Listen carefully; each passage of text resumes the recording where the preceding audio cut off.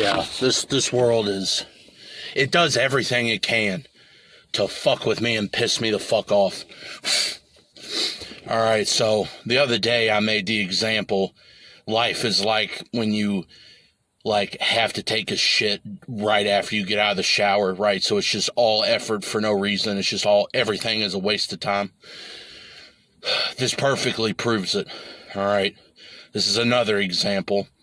Alright, so I use a rag to open doorknobs and stuff, right? Which I would only do if I'm coming out of here because I can't really close the door quietly enough.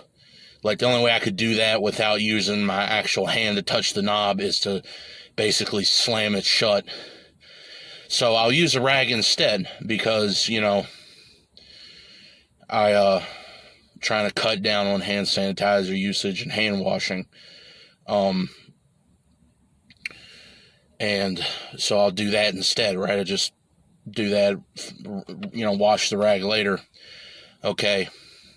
Well, I will do that, and as soon as I'm about to shut the motherfucking door, as soon as it's almost shut, that'll happen, like, I'll end up but what actually happened today, all right, is, I shut the door, and I kind of sort of manipulate the rag with one hand to try to fold it open so I can put it side that touched the knob down, you know, or whatever I use to touch it with so I can reuse it later.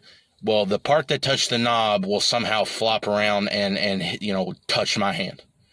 So I just wasted my time going and getting a rag and doing all, like, no matter what I do, no matter how innocuous it is, it is going to be just this constructed situation just to fuck with me. Because the universe knows that's something I care about, and the only things that ever happen in life are things that you don't want to happen. All right, don't act like I'm making that shit up, okay? Even Orwell said that shit. You know,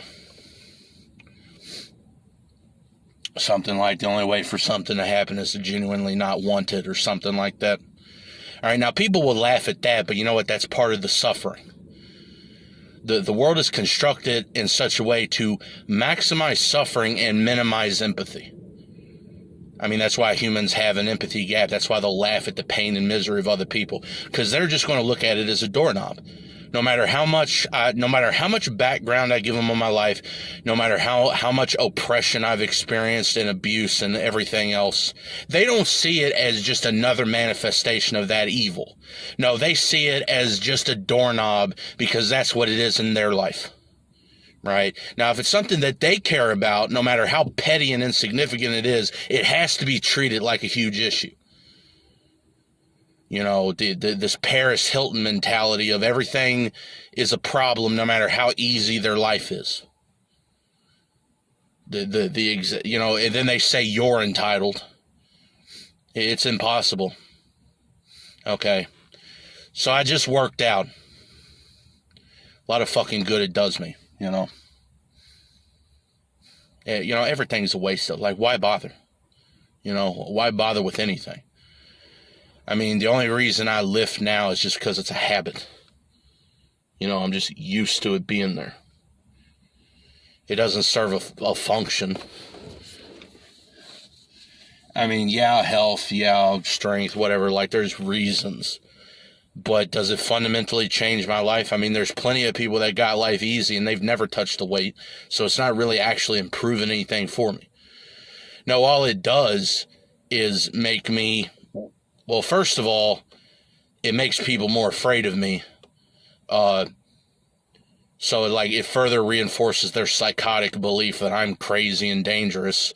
When the only reason, the only reason I started kickboxing, but also one of the reasons that I started lifting weights is because people just always attack me, and no matter how vicious and cruel and violent they are towards me, everybody, including my own family, will make excuses for them, no matter how much I'm obviously the victim. So I have, like, what else am I supposed to do? Right? But that's the catch-22. If I get better at being able to defend myself, that's just going to make it played out more as, oh, look how big and scary he is. He must have, this psychotic delusion that society has that whether or not you win or lose in life is based off of how big you are, when it's not the case at all. I mean, weak people deliberately created a system that makes it easier for them to win and harder for the actual qualified people to win. Like, it made it easier for them to lose. If it were actually based on these archaic concepts like whatever, then yeah, I might be closer to the top. Not for the reasons they think, though. They think, oh, big and strong equals dangerous, right? They don't see it as easier to defend yourself or something. No, instead what happens is, and you know what, this is going to play into, this person that keeps trying to push this feminist agenda and acting like women are so mistreated by society. I'm sure he'll explain his way out of it, but I linked, he said, well, why are 90% of murders committed by men? And it's like I said, well, because society has this narrative in its head that women are innocent victims and men are violent aggressors. And so women do no wrong. And so all the violence women perpetrate is ignored. And if women do kill somebody, they either get away with it, no matter how obviously they were in the wrong, or their sentence is way lesser than it would be for a man. Right? Now, something I read a while back, I think it was in Australia, like their incarceration rate for women is like 4% or something. And there was some Australian politician that says that's such a tragedy. We need to get that to zero. It's like, well, what about all the men in prison? I thought y'all believed in equality, so 50% of people in prison should be women, right? 50% of suicides and workplace deaths should be women too, right? Where's this equality I keep hearing them clamoring for? They don't ever say that. They don't ever say women should get laughed at when they get hit in the face by somebody who they didn't provoke whatsoever. They don't think women should be victim blamed and mocked for being raped, but they'll do that to a man. Like, even George Carlin did this shit, right? He had a joke talking about how even rape can be funny, but what was his example? Porky Pig raping Elmer Fudd. A man raping a man. That's hilarious to people. Dave Chappelle did the same shit. All right, they're all evil. And of course Dave Chappelle would be a feminist. All right, and Carlin was one of those proto-progressive types. Like, he even had jokes about how only a man could fuck up. Like, the only way, like, God has to be a man because only a man could fuck up this bad. That is such a cucked out mentality. Ironically, it's men that give women this power, okay? And no, it's not, misogynistic to point out that women have more power than men or special treatment in the Western world, because they do. Because that's another thing he said. Well, you're so neutral and black and white. What about man and woman? Well, I am. That's why I can admit this shit. Because if it went the other way, I would criticize that. All right. Now, he also made a video about Alec Baldwin and pointed out, how come people aren't outraged over this like Brandon Lee? And it's like I put in the comments, I've put that on multiple videos. That like I even said, like, he Brandon Lee'd her or something. And how, like, he's probably going to get away with this just because he's a fucking, rich actor piece of shit, right? But if it were anybody else, they would actually get punished for it. But apparently the rich, nobody cares. But he should be held just as liable. Even if it was an accident, that's not good enough for anybody else. No, the way that it reads to me is, I even said, I think he just wanted to kill her and get away with it, right? So he tried to, push it off as, an accident, or, oh, it was their fault, whatever. And there's no way I can be, if I were misogynistic, I would say, oh, that stupid cunt deserved to die, when she very, very obviously didn't do anything, right? Now, could she have done evil shit to him in the past? Maybe, but I'm not aware of that. If I were, then I might say she deserved it, but as far as I can see, she didn't. She's just a fucking camera operator. Got shot because he's, you know, this is why California is such a terrible place, because, you know, like, basically the only people who can get guns are the police and, like, actors for movies. So they had, like, so these people that play in these movies, they have no concept of how to handle firearms or how dangerous they are, right? But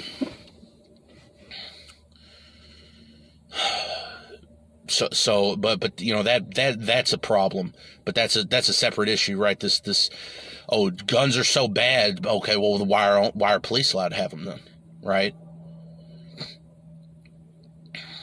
Like, I don't know, but to go back to my original point, I posted data to him showing, and this is from the people who collect data on child abuse, showing that, now the secondary source I linked, that's kind of an abridged version, is based off of early 2000s data, but the data that's on the actual site is all the way as recent as 2019. But if you look through it, even the most recent figures, women are more often the perpetrator of child abuse than men are. So women abuse children more than men, and fatalities from child abuse are more like there's more baby boys are fatalities of child abuse than girls. All right. And if you look at non-fatalities, so just, you know, abuse victims who aren't killed by the abuse, it's almost half, right? So women perpetrate child abuse more than men, and men are more often fatalities of child abuse.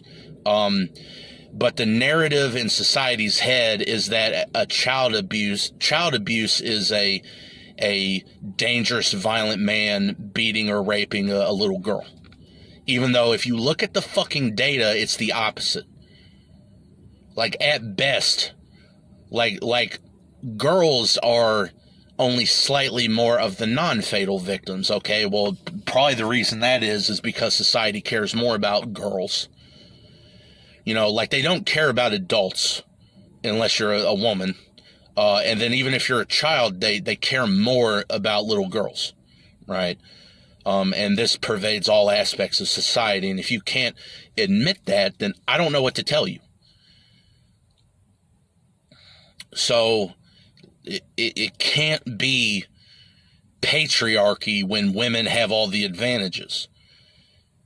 All right. And of course they can cherry pick examples of where a woman got a worse punishment for a crime than a man did.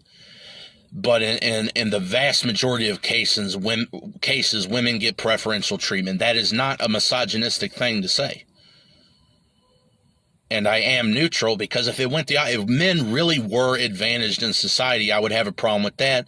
And the fucking example I gave was, like, if you actually are worried about misogyny and rape cultures, go look at the Middle East, right, where female rape victims get beat to death with rocks because, in their religion, and it's in the Christian Bible too, like, it brings shame to the men of the family. So it's like an honor killing type of evil, right? Or look at India, where rape over there is basically like a nuisance, right? Like, it's not even really considered a bad crime. Like, I seen something recently where an Indian man basically got let go from trying to rape a woman once or maybe even multiple times. He eventually ended up killing her and cutting her head off, right? But so raping her or trying to rape her wasn't bad enough. But they were going to let this asshole go until he finally killed somebody, right? Now, that's the kind of behavior that the police have in this country, where they just murder with impunity, and the only time anything ever happens to them as far as punishment is if it's so egregious that people can't ignore it. And even then, it has to be specifically, like, it has to be whites killing a black, right? Now, all the videos of black police killing white people get ignored. Okay, so this is why I'm neutral on this shit, because if it's wrong or not is not based on gender or race or whatever. If I were biased on that, then I would be like these white or black supremacists that ignore all the evil perpetrated by their side. You know, like white supremacists act like there's no stupid white people, that there's no criminal white people. They'll cite crime statistics, and yet those very same crime statistics show that 70% of violent crime, or not violent crime, but crime in general is committed by white people. All right. Now they'll say, oh, well, yeah, but per capita, it's like, well, okay, but are you really going to measure human suffering and loss in relative numbers? That's exactly the same evil as Steven Pinker acting like, oh, poverty's going down because of a relative percentage statistic, even though in absolute numbers there's way more poor people, right? Never mind the fact that his data is based off of data collected by a company that changed their set point for poverty just so that they could say it went down. Like, this is the type of, lies, damned lies, and statistics. This is the type of bullshit people play. And this is why people don't like debating me. Because, like, for an example, with the feminism thing, 90% of murders are committed by men, and that's a fact. Well, yeah, but no shit, but facts aren't truth necessarily. Why is the statistical fact that 90% of murders are committed by? And then when I start to question the method for attaining these data, like, for an example, when white supremacists bring up how blacks are a disproportionate amount of crime, I say the same thing, right? Whites are given preferential treatment in the criminal justice system, male or female. So maybe the reason that such a higher per capita incidence of violence or whatever type of crime in blacks is just because people are paying less attention when whites do it. Okay, so for an example, recently, Nick DiPaolo had a video talking about, they say that, what's it called? Yeah, driving while black type stuff people talk about. And it's like whenever there's some city that they set up this camera in, they showed that all these blacks that got pulled over were speeding or whatever. Well, first of all, that's one city, okay, and how do you even know if they didn't cherry pick that data or those data? But second of all, the point I made is I have been pulled over multiple times for doing like 120 and a 65 or something. And none of those times was I ever arrested, even if I was being kind of a smart ass with the cop. All right. So driving while black isn't necessarily about, they didn't do nothing. The issue is that whites, which I'm not even white by white supremacist standards, but whatever, it's no shock to anybody that whites get treated differently in that context. Okay, now I have still had been harassed by the police, okay, but all the harassment by the police I experienced was when I wasn't breaking the law. So that can't be it, all right? But even then, just because they're black, and blacks hate me saying this, just because you're black doesn't automatically make your life worse than any individual white person, okay? Me and my last ex, who was a black person, a black guy, I hate saying black man, because it makes him sound like, no, fuck that. No, he was girly as fuck, because I don't like masculinity. I think that shit's just, it looks good on me, not them.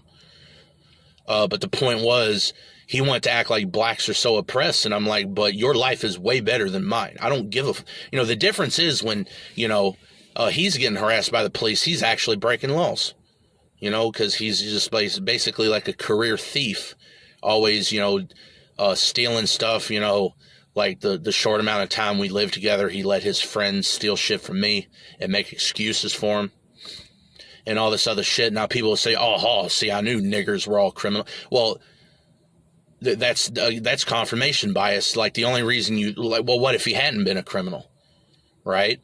Like, you can't make, like, statistics about a group cannot infer, you can't make predictions on an individual based on group membership. And if you think you can, it's because the people that say shit like that, they ignore all the ones who aren't criminals, which is most of them. That's just a fact. Okay. So yeah, he's a criminal. All right. But that's not because he's black. It's because he's a piece of shit. which is why we're not together, because all he did was fucking lie and, you know, just all other sorts of shit and play the victim like psychopaths love to do. And guess what? I've had plenty of exes who weren't black who were the exact same way, actually even, some of them even worse. All right, so no, it's not. But see, like if you actually, this is what I mean when I say the neutral is enemy of everybody. If you actually take a, what do you call it? Just a neutral stance. Like, that's not the word I'm looking for. But if you just take a neutral stance on this, everybody hates you. Now that's why I said neutral is the enemy of everyone, right? Because if you're not, like, so, you know, so white supremacists only acknowledge black violence or whatever. Blacks only acknowledge white violence, all this crap, you know. And so if you're criticizing any group itself, they hate you. All right. So if you're not taking a tribalistic perspective, nobody is going. It doesn't matter how correct you are. It doesn't matter how reasonable your perspective is. Humans were not created for reason. Okay. I say created metaphorically, you know, whatever. I'm not even going to get into that. Okay. But humans, they're not worried about reason. They're worried about power and tribalism and all this other evil shit.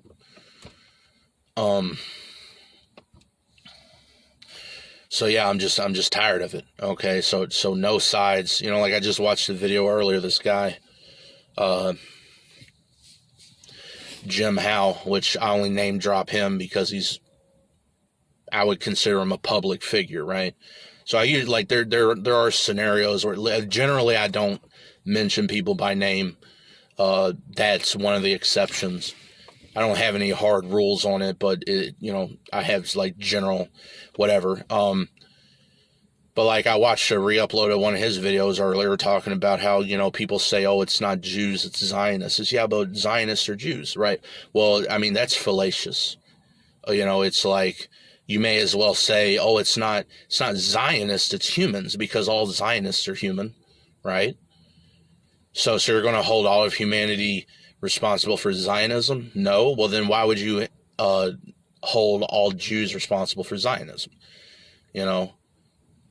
So, but regardless, you know, I don't agree with everything he says, but he's very obviously not a stupid person, you know?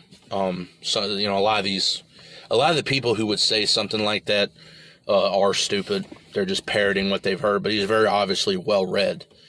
And he's not necessarily wrong because, yeah, Jews do control the media and, you know, the corporations and all this shit. But as I've said, just because it's Jews that are in control of all these things doesn't mean every single Jewish person is a bad person. Right. And so, you know, it's like when people say, well, you know, blacks are 30% of the population, but commit 50%, like, okay. Like, so even if blacks disproportionately commit more crime than whites, you know, like per capita violence or whatever the hell it is higher, why should all the ones who don't do that be held responsible for the ones who do? That doesn't make any sense. You know, it's like, oh, well, you know, well, even if it were 99.999% of Jews or Zionists, why should the point whatever percent that aren't be held responsible for that evil? You know, because, no, I don't agree with any nationalism. It's like, first of all, what's the point of being nationalistic? Okay, your nation does not give a fuck about you. At best, you're a pawn. All right, so you know, so white nationalists, black nationalists, Jewish nationalists, you know, called Zionists, all these other, like, they're just legitimizing a country's psychotic government to do whatever the fuck it wants. And that's insane, right? Because like kissing up to all that's not going to spare you the rod. Like, you're just a useful idiot. Now, they want to criticize progressives for being socialists or whatever, but you're doing the same shit, right? The same white supremacists that are saying shit like hang on niggers or whatever, they're the exact same ones crying and bitching when blacks are getting away with killing whites, or, you know, oh, the white race is disappearing. It's like, well, but your beliefs legitimize that type of behavior. Don't cry about it when it backfires in your face. The only thing I feel bad about is all the white people who are going to suffer for their evil that they had nothing to do with. That's more of the that's really the fruit of the insanity right there, right? Is that yet again psychopaths ruin everyone else's lives, because the shit probably, like, realistically probably will never affect them, right? The Israeli government is never going to get any actual punishment for what it does. No, instead you're just going to get random Jews on the streets of New York getting knocked out or something. The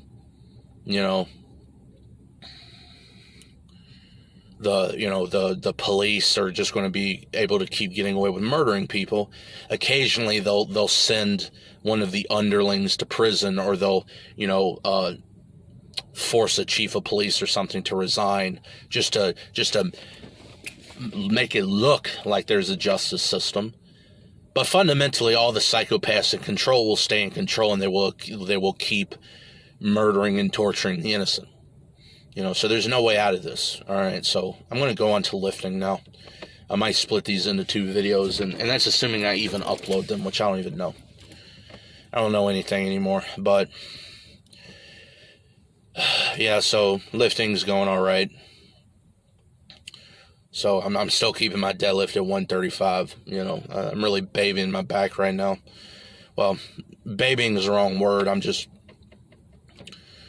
making sure to keep the movement dialed in, right? But right now I'm focusing on reducing rest times. So my goal is to get down to 30-second rests on my sets of deadlifts. And then at that point, I think what I'll do actually is add sets, right? So right now it's 3x8. Once I get to 3x8 with 30 seconds rest, then I'll go to 4 sets, right? Maybe bump up the rest time a bit and then bring it back down, like go back to like 1 minute rest and then work back down over a couple weeks. Right now I'm at 1:45, 1 minute 45 second rest, and I'm taking off. Usually if I'm progressing a lift by reducing rest times, usually it's either 15-second or 10-second increments, right? If I'm really pushing it, I might even go as far as 5-second increments. I do that the same way with planks, right? So like I'll add, do a 20-second plank 3 times a week, and then the week after go to 25 seconds, right? And then so on and so on. Sort of the opposite way with that, because in that case the goal is to go longer. But anyway, my rows and my bench were both 165 for 3 sets of 8. I'm still pissed that I ended up getting sick, because my shit was going so well earlier this year. My overhead press, even my deadlift. I hurt my back deadlifting, but that was my fault. I was pissed off one night. So I jumped 15 pounds on the lift when I was only supposed to go 5. So that, going off program when you're, strong enough to be deadlifting for sets and reps multiple times a week. That's a recipe for disaster. So that was my fault, but then I was sick for 2 months, and I really was. I would have started lifting again sooner, actually, but I was coughing so hard I tore a muscle twice. So I tore one, had to wait a week. As soon as it got better, tore the other side. And it was just like, it was an intercostal. It was just like when I tore one a few years ago. But if I'm ever doing well in something, like my overhead press was going through the roof, then shit like that's going to happen. But this time I'm focusing on bench, because I've been overhead pressing for so long. I'll just see where I go, right? But so usually what I'll do is my mesos go in, like I'll do, I don't know, let's say one meso is 3 sets of 5, then the next is 3 sets of 8, right? So after that, I push this one, milk it for whatever it's worth, who knows, 4 months, 6 months, then I'll probably go to 3 sets of 12, similar way progress. Once I do that, I'll probably go back to 3 sets of 5. By that point, I'll be sick of lifting high reps, which, if you're a powerlifting-esque type like me, 3 sets of 8 is, is cardio. Whatever. I'm just playing it by ear. I don't even really like lifting, so I'm keeping my workouts short. I'm keeping them abbreviated for the time being and just focus on the main stuff.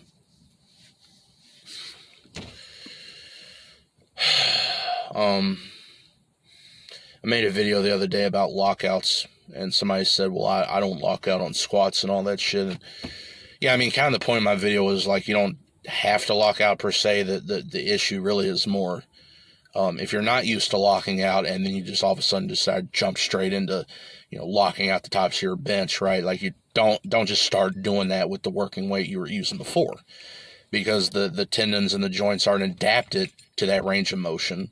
And it's like when dudes come down too far on dumbbell bench and they pop a fucking pec, because they're just not used to lifting in that range of motion.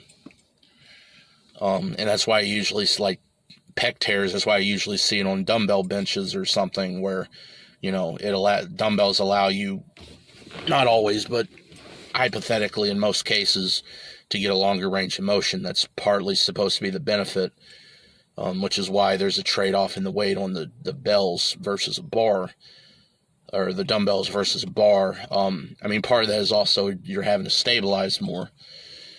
But whatever. Yeah, if you're used to only, like, if you're not fully locking out the top and you're lifting heavy and then you just start doing that, yeah, then you could hurt yourself. But, working your way into it, it's not fundamentally wrong. It's just more about, does not locking out help build muscle? I don't know, maybe. I think it's just more the fact that not locking out on certain lifts allows you to, it's basically a proxy for, like, you would have got the same stimulus if you had locked out, but just use slightly more weight, right? Like, the extra stimulus is just coming from the fact that you're trying to hold the weight, so to speak, in a mechanically disadvantageous position. Like, it's right before lockout. But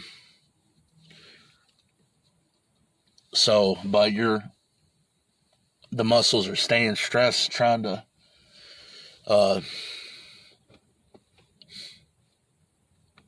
hold it in a range of motion that's close to, basically, normally it would be stacked, right? And you would really just be load bearing on the joints, mostly, not totally. Doug Brignoli, or whatever, like, he's a stupid fuck, like, he doesn't understand biomechanics. He acts like an expert, but he talks about, farmer walks don't train this and that because, look, it's directly through the middle of the, I might re-upload that video. I've got a few I might re-upload, rants about this kind of thing. But it's like, well, you could, he showed tricep dips and shit. It's like, well, you could draw a straight line through the middle of anything, but that's just not a biomechanical reality.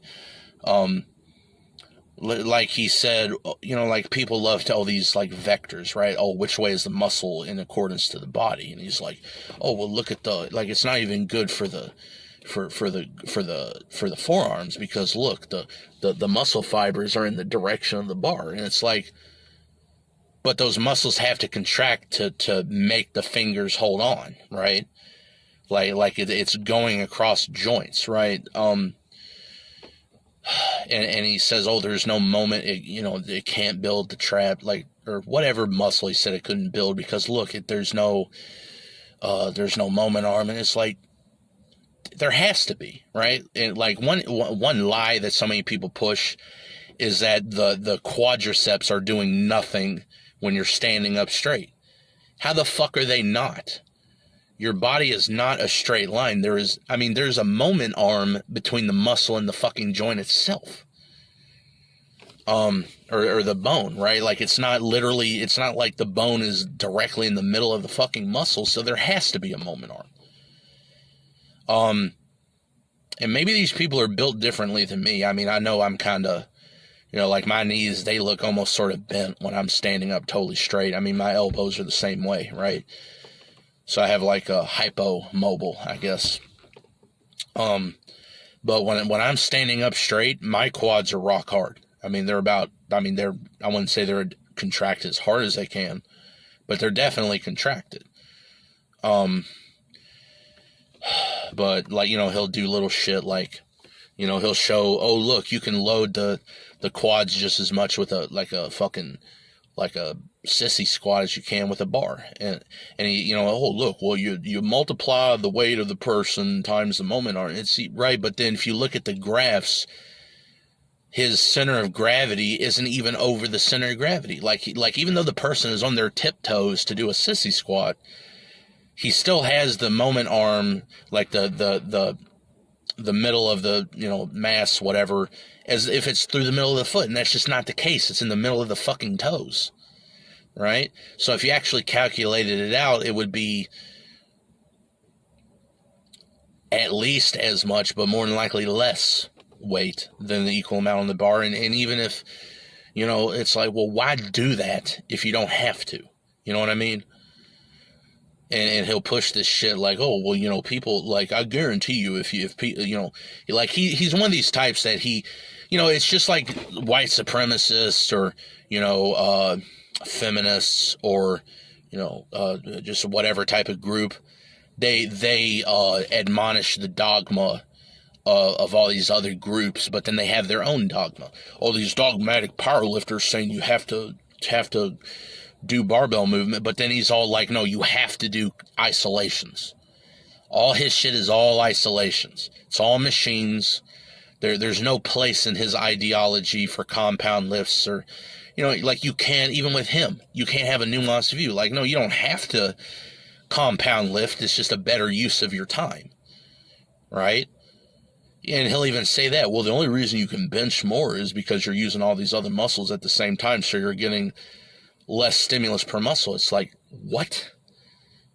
That is absolutely not true.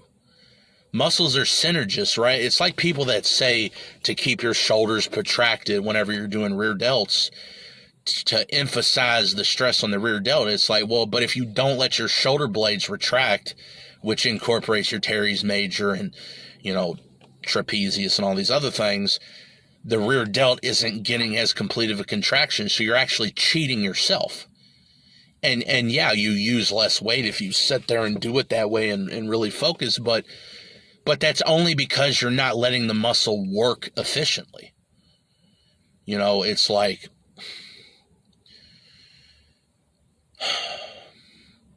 like people like that seriously think, like, and he said this, that, oh, if I train a person long enough to do tricep push downs and pec flies and front raises, well, then they could bench 405. I'm like, bull fucking, show me the person then. All right, and I'll even grant you the ability to let them train the lift long enough to get a neurological, you know, because if you just take an isolation only person and throw them into a compound movement, yeah, they're going to suck. But, like, I'm even saying let them actually get a chance to practice the movement first to become neurologically adapted to it, and show me that person that can do that. Because what does that mean? Is this, you got a person that's doing tricep push downs with the entire stack without cheating, and, you know, all that? Because, like, most stacks that people would use for even a lat pull down is like 260 pounds.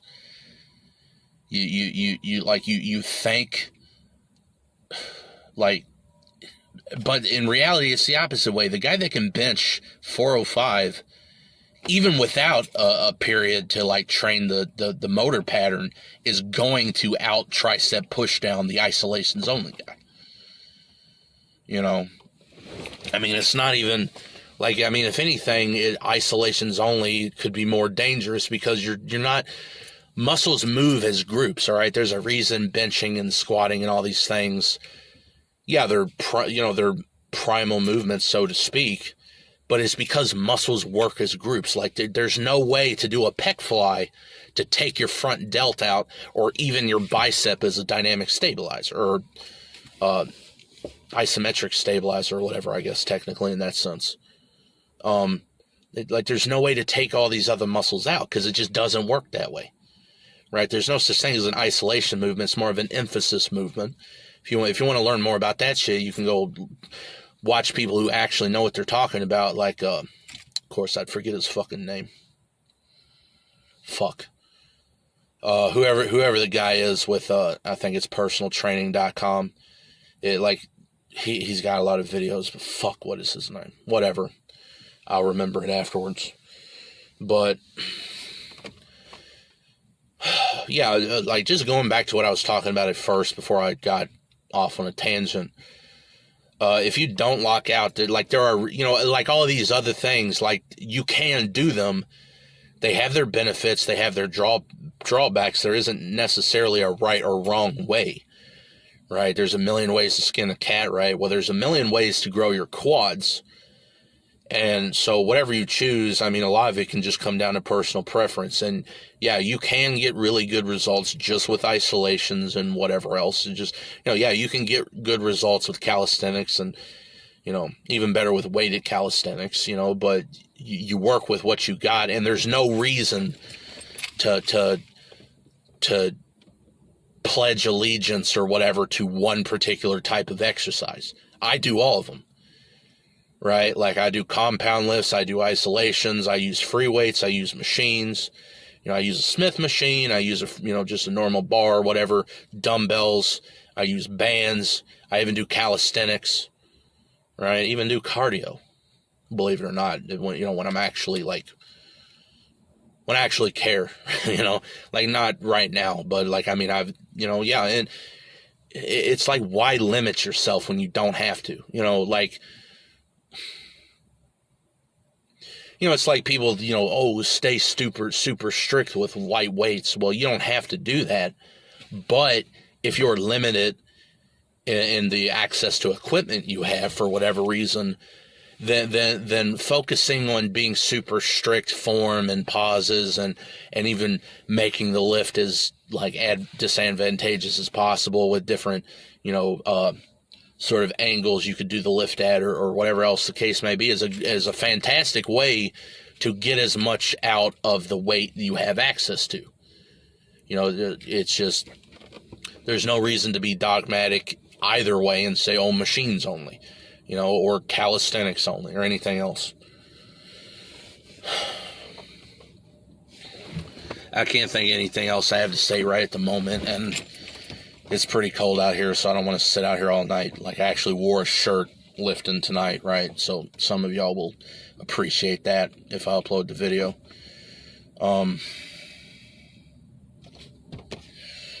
Yeah, I don't know what else to say. I guess I'll just end it there, but that's sort of my overall point in life. Whether it's lifting, politics, anything else, like dogmatism and tribalism and all this shit, it holds back, not progress, because progress isn't inherently improvement, but it actually holds back improvement because people don't even question their beliefs. And even as simple as something as exercise, they don't ever sit there and think, is this a productive way to do things, But yeah, if I remember the name of that one guy I was just talking about, I'll put it in the comments. I mean, I've got a bunch of Tom Purvis. There you go. All right. Great note to leave out on. I mean, he's an arrogant dipshit, but he still knows his shit, right? So I can't, facts are facts. Doesn't matter who says them.